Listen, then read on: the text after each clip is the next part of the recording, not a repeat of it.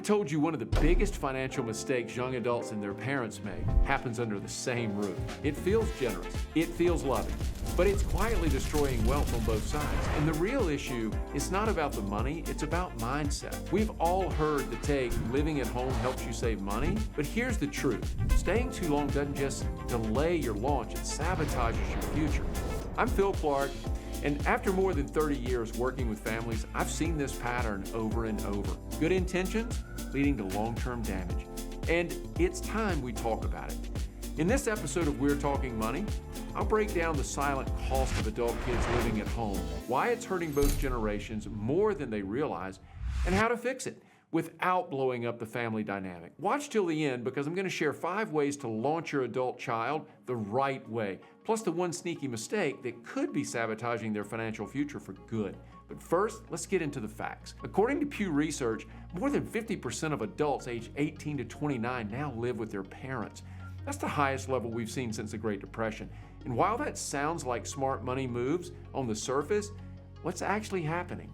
Parents are subsidizing lifestyles. Adult kids aren't just crashing on the couch. They're getting free food, utilities, laundry, dry cleaning, even car insurance. We're talking $500 to maybe $1,200 a month per child in hidden costs.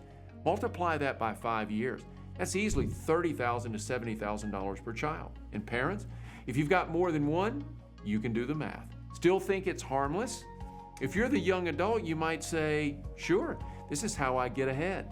If you're the parent, on the other hand, you might say, I feel compelled to help. Look, I get it. After 33 years of working with families, I really do.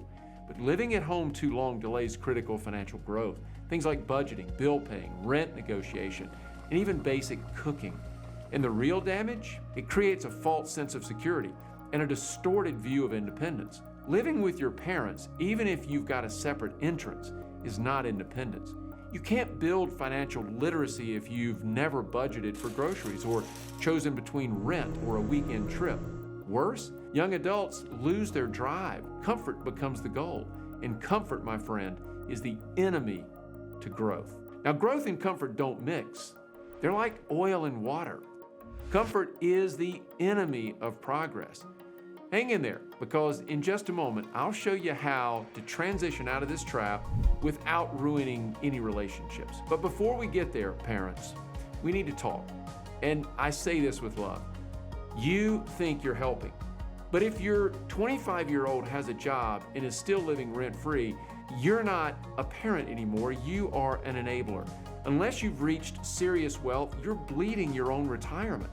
Every dollar you spend on your adult child is a dollar not going into your 401k plan or your travel dreams or your future health care. AARP reports that 50% of parents admit helping their children has hurt their retirement. Now, I know this can be a touchy subject, and you may not like what I'm saying, but stick with me. Because next, I'm going to show you how to fix this without creating resentment. Here's what's really going on. We've traded resilience for comfort.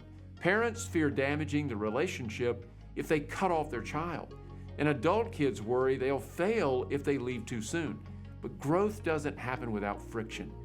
This isn't about kicking them out. It's about equipping them to leave well. And there's a big difference. So what's the game plan? Well, here's 5 practical ways to break the cycle without burning bridges. 1, you want to set a move-out timeline. Put it on paper, make it real. By next August, you're moving out. It gives structure and it removes ambiguity. Number 2, charge a modest rent. Even $300 a month creates accountability and it teaches budgeting. You can even secretly invest it for them and return it when they move out if you'd like. Number 3, require financial responsibility. Split utilities, cover your own phone, start a Roth IRA. Small steps, they lead to big and good habits. Number 4, coach, don't coddle. Help with job interviews, budgeting apps, or credit building, not Uber rides and gas money. Number 5, celebrate the launch. Make leaving a milestone, not a punishment.